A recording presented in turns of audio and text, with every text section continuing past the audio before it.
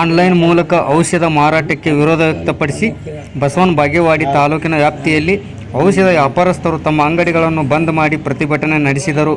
Online ಔಷಧ ಮಾರಾಟದಿಂದ ಸಾಂಪ್ರದಾಯಿಕ ಔಷಧ ವ್ಯಾಪಾರಕ್ಕೆ ತೀವ್ರ ಹೊಡೆತ ಬೀಳುತ್ತಿದ್ದು, ಗ್ರಾಹಕರ ಆರೋಗ್ಯ ಮತ್ತು ಔಷಧ ವಿತರಣಾ ವ್ಯವಸ್ಥೆ ಮೇಲೂ ಪರಿಣಾಮ ಬೀರುವ ಸಾಧ್ಯತೆ ಇದೆ ಎಂದು ವ್ಯಾಪಾರಸ್ಥರು ಆತಂಕ ವ್ಯಕ್ತಪಡಿಸಿದರು. ಪ್ರತಿಭಟನೆಯಲ್ಲಿ ಭಾಗವಹಿಸಿದ ವ್ಯಾಪಾರಸ್ಥರು ಸರ್ಕಾರ ಈ ವಿಚಾರವನ್ನು ಗಂಭೀರವಾಗಿ ಪರಿಗಣಿಸಿ ಸೂಕ್ತ ಕ್ರಮ ಕೈಗೊಳ್ಳಬೇಕು ಎಂದು ಮನಗೂಳಿ ಹಾಗೂ ಯರ್ನಾಳದ ವ್ಯಾಪಾರಸ್ಥರು ಆಗ್ರಹಿಸಿದರು.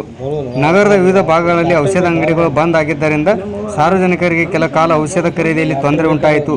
ಈ ಸಂದರ್ಭದಲ್ಲಿ ಅಧ್ಯಕ್ಷರಾದ ರಾಜಶೇಖರ್ ಹಿಪ್ಪರಗಿ, ಉಪಾಧ್ಯಕ್ಷರಾದ ಪ್ರವೀಣ್ ತೇಲಿ ಮತ್ತು ಪ್ರವೀಣ್ ಕೊಪ್ಪದವರು ಇತ್ತೀಚಿನ ದಿನಗಳಲ್ಲಿ ಆನ್ಲೈನ್ ಫಾರ್ಮಾಗಳು ಔಷಧ ಮಾರಾಟ ಕುರಿತು ಸಹ ಸರ್ಕಾರ ಕ್ರಮಕ್ಕೆ ಮುಂದಾಗಬೇಕಿದೆ ಎಂದು ಸಂಘಟನೆ ಮೂಲಕ ಅಗತ್ಯವಿದೆ ಎಂದು ಆಗ್ರಹಿಸಿದರು. ಎಲ್ಲ ಮೆಡಿಸಿನ್ ಸೇಲ್ ಮಾಡಕತ್ತಾರ. ಅದು ನಮ್ಗೆ ಮೆಡಿಕಲ್ ಶಾಪ್ದವ್ರಿಗೆ ತುಂಬ ನುಕ್ಸಾನ್ ಆಗ್ತಾ ಇದೆ, ನಷ್ಟ ಆಗ್ತಾ ಇದೆ. ಯಾಕಂದ್ರೆ ಎಲ್ಲರಿಗೂ ಎಲ್ಲ ಸಮಾಧಾನ ಮಾಡ್ಕಿಸಿಂದ ನಾವು ಮೆಡಿಕಲ್ ನಡೆಸೋದು ಮತ್ತು ಆನ್ಲೈನ್ ಒಳಗೆ ಇದನ್ನೆಲ್ಲ ಸೇಲ್ ಮಾಡಕತ್ತಾರ. ಮೆಡಿಕಲ್ದವ್ರು ಏನು ಮಾಡಬೇಕು, ಅದ್ರ ಸಂಬಂಧ ಎಲ್ಲ ದೇಶಾದ್ಯಂತ ಸ್ಟ್ರೈಕ್ ಐತಿ. ಆ ಸ್ಟ್ರೈಕಿಗೆ ಬಸವನ ಬಾಗೇವಾಡಿ ತಾಲೂಕಿನ ಮನಗೂಳಿ ಗ್ರಾಮದಾಗ ನಮ್ಮದು ಬೆಂಬಲ ಐತಿ. ಎಲ್ಲರೂ ಇವತ್ತು ಮೆಡಿಕಲ್ ಶಾಪ್ ಬಂದ್ ಮಾಡೇವಿ.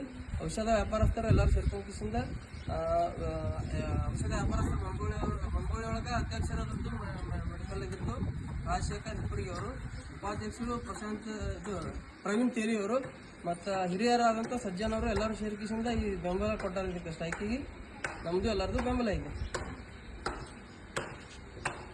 ಸಿಡಿ ಹಾಗೂ ನಮ್ಮ ಮನಗೂಳಿ ಔಷಧ ವ್ಯಾಪಾರಸ್ಥರ ಸಂಘದವರು ಎಲ್ಲರೂ ಸೇರಿ ಇವತ್ತಿನ ಒಂದು ದಿನ ಮುಷ್ಕರವನ್ನು ಮಾಡಬೇಕಂತೇಳಿ ನಿರ್ಧಾರ ಮಾಡಿದ್ದೀವಿ.